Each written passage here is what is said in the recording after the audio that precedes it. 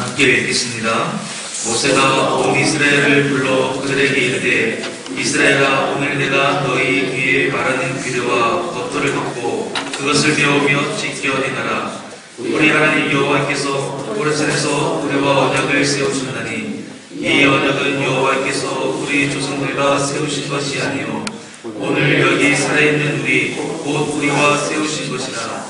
여호와께서 산 위 불 가운데서 너희와 대면하여 말씀하시면 그때 너희가 불을 두려워하여 산에 오르지 못하므로 내가 여호와가 너희 중간에 서서 여호와의 말씀을 너희에게 전하였노라. 여호와께서 이르시되 나는 너를 애굽 땅 종 되었던 집에서 인도하여 내 하나님 여호와라.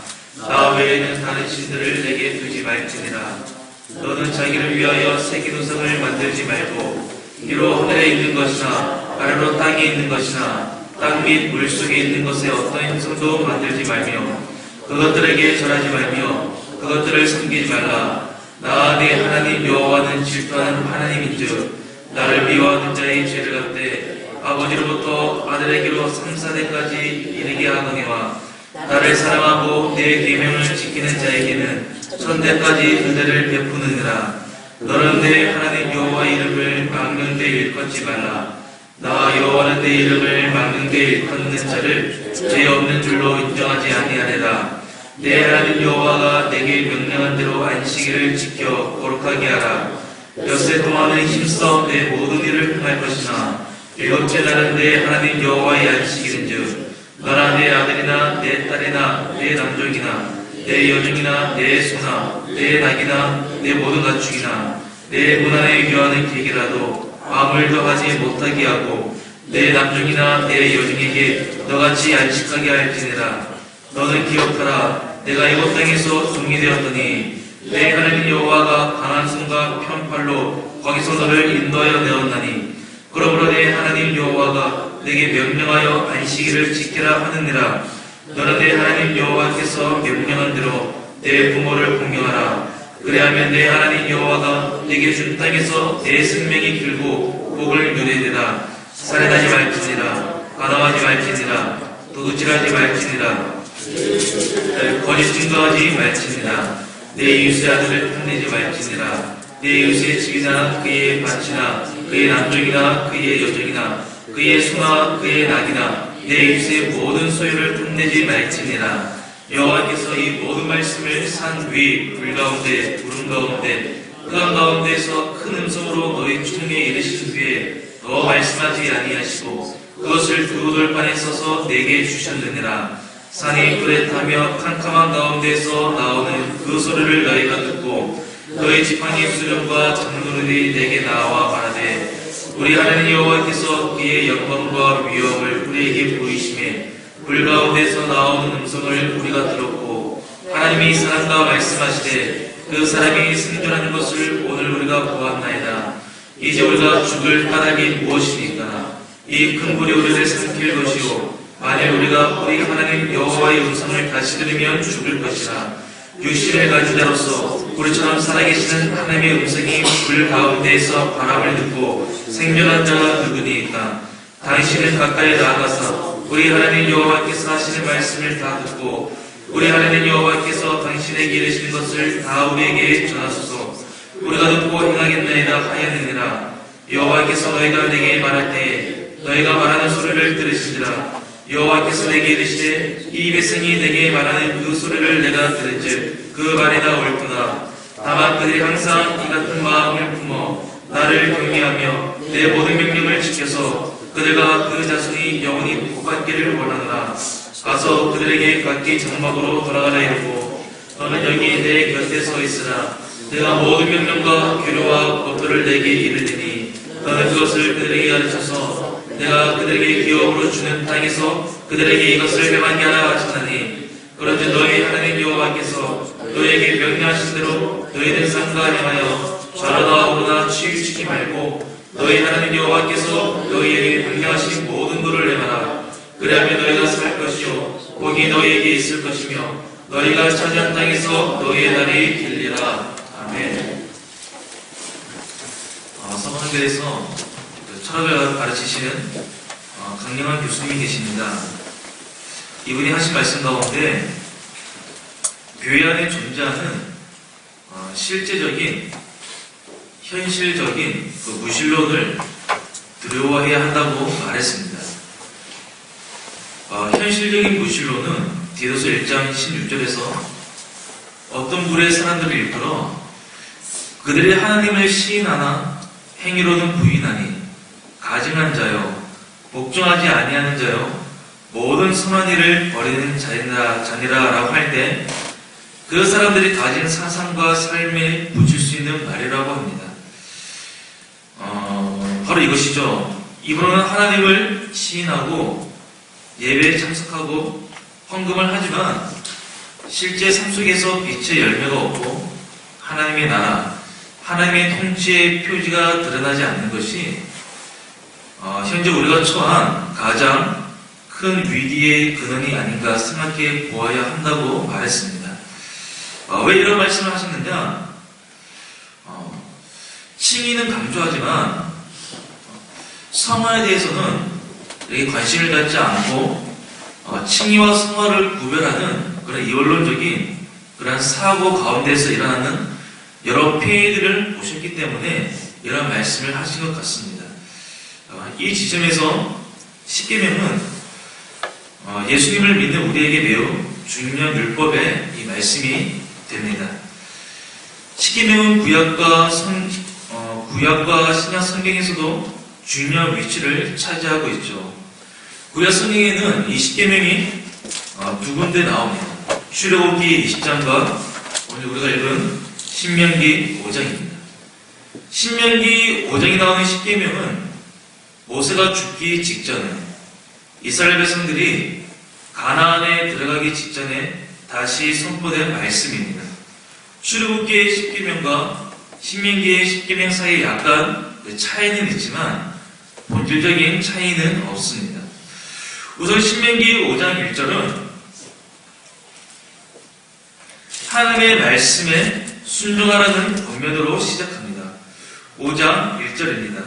모세가 온 이스라엘을 불러 그들에게 이르되 이스라엘아 오늘 내가 너희의 귀에 말하는 규례와 법도를 듣고 그것을 배우며 지켜 행하라.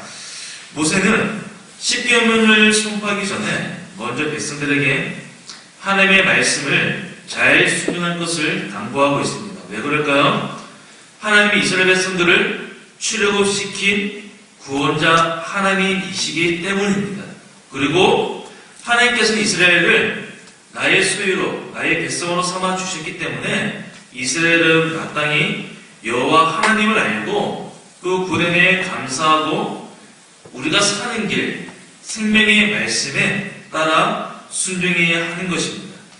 그리고 하나님의 말씀을 듣는 것은 하나님의 말씀은 오늘 방금 전에 읽었던 말씀대로 그것을 듣고 그것을 배우고 그것을 지켜 행하기 위해 하나님의 말씀이 우리에게 주어진 것입니다.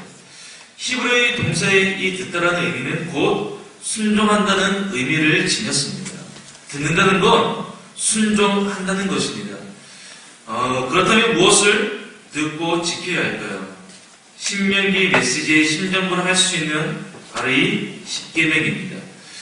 십계명, 율법 조항입니다. 10가지 계명이기 때문에 계명이구나, 율법이구나, 너무나 딱딱하다, 이걸 우리가 어떻게 지킬 수 있을까? 이라는 생각이 들지만 딱딱한 율법 조항이 아니라 마치 결혼 계약과 같다라는 생각으로 이 십계명을 생각하셔야 합니다. 결혼 계약, 서로 사랑해서 결혼을 하지 않습니까? 또한 서로 사랑해서 또한 계약을 맺습니다. 하나님에 대한 단순한 의무감이 아니라 하나님에 대한 사랑으로 계명들에 순종해야 하는 것입니다. 우리의 유일한 예배의 대상은 오직 하나님뿐이시죠. 그 무엇도 하나님 위에 둘 수 없습니다. 하나님만이 예배의 대상이라면 어떻게 우리는 그 하나님을 예배해야 할까요? 우상을 만들지 않으므로 하나님을 경배해야 합니다. 9절 말씀입니다. 9절 말씀에 보면 재밌는 표현이 있습니다. 내 하나님 여호와는 질투하는 하나님이다. 이 표현은 결혼에서 비롯된 것인데 남편 대신 하나님이 아내 이스라엘에게 절대적인 충성을 요구하시는 겁니다. 질투하는 이 동사의 의미는 얼굴이 붉게 달아오르다라는 뜻이 있다고 합니다. 우리가 화가 나고 감정이 좀 상하고 분노하면 얼굴색이 변하지 않습니까? 마찬가지로 남편 대신 하나님이 우리의 불륜을 알게 되면 얼굴이 붉어지도록 분노하신다는 뜻이라고 합니다. 이것은 단순히 주일예를 빼먹고 질서 없이 예배드리는 행위만을 말하지 않고요. 우리의 삶에서 예배드려야 하는데 욕심에 끌려 하나님과 상관없이 살아가는 모든 것에 대해 하나님은 질투하신다는 겁니다. 그러므로 우리의 유일한 예배의 대상이신 하나님께 절대 충성해야 함을 알게 되는 것이죠. 세 번째 계명은 하나님의 이름을 망령되게 하지 말라는 겁니다. 말이 좀 어렵습니다. 망령되게 하지 말라. 도대체 무슨 뜻일까?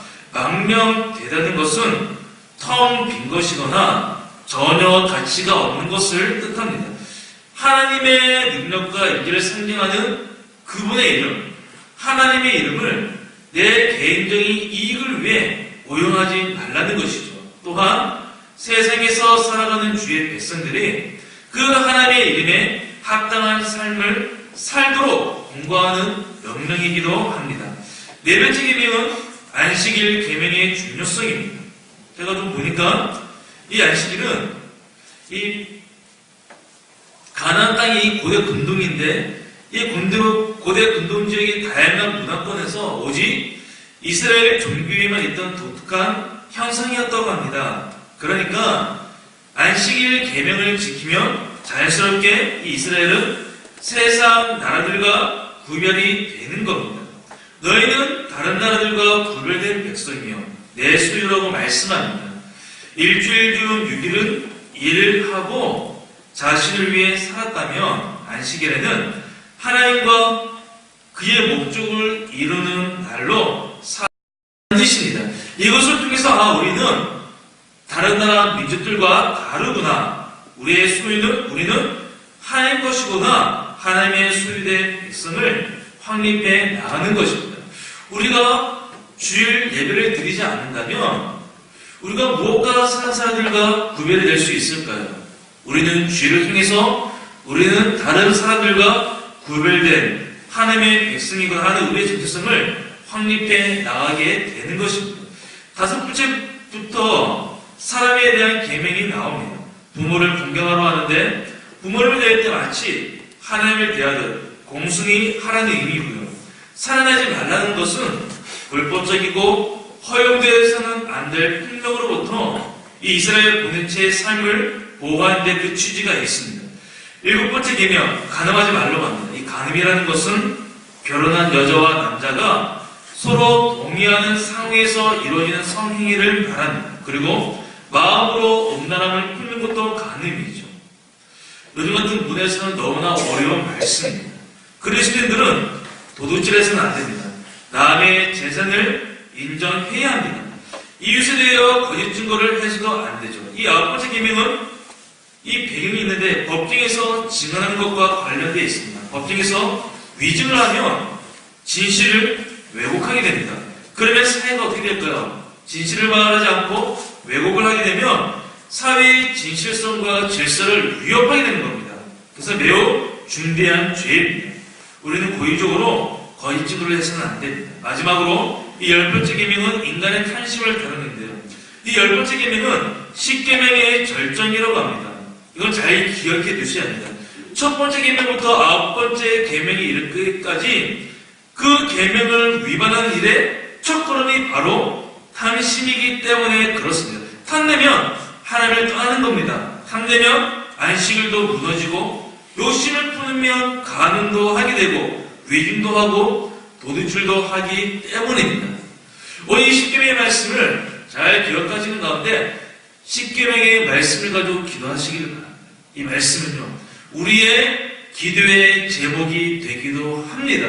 혹 내가 무엇을 놓고 강구해야 될지 잘 모르시겠다면 이 십계명의 말씀이 있습니다. 하나님, 내가 오직 하나님만 섬기겠습니다. 내 평생의 주의를 신실하게 지키겠습니다. 부모님을 하나님 대하여 공경하겠습니다. 가늠하지 않겠습니다. 도둑질하지 않겠습니다. 진실된 주님의 뱃속으로 살겠습니다. 이런 기도의 제목을 가지고 평생 함께 기도하며 순종하는 그런 힘이 여러분들에게 있기를 바랍니다. 이 말씀 듣고 우리 같이 함께 은혜를 구하며 기도드리겠습니다. 하나님 아버지 감사합니다. 오늘도 신명기 5장의 말씀을 통하여서 이만 십계명의 말씀을 기도해 주셨습니다.